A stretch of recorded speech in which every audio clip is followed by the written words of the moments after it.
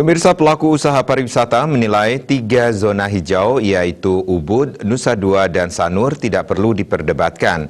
Ketiga kawasan itu hanya awal dari rencana dibukanya pariwisata di Pulau Dewata karena kedepannya zona hijau harus merata di seluruh Bali.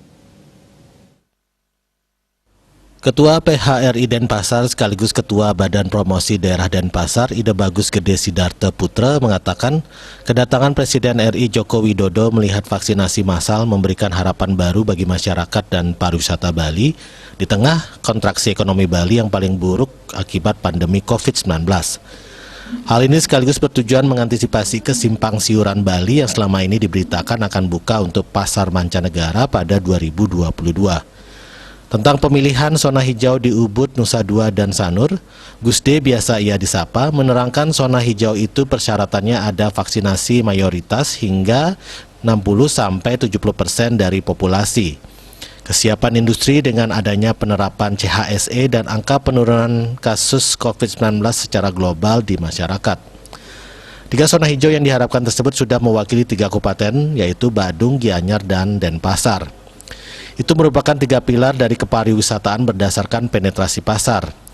Nusa Dua pun arahnya juga ke Kute, Seminyak, dan lainnya. Ia pun menjelaskan selama pandemi Bali memerlukan prototipe, yaitu daerah yang mudah pelaksanaannya, penting daya dukung masyarakatnya, yayasan maupun desa adatnya. 3 zona ini untuk sementara dipandang sebagai daerah mempercepat pembukaan pariwisata. Mungkin saja daerah-daerah yang belum dibuka zona hijau terhambat tentang vaksinasinya.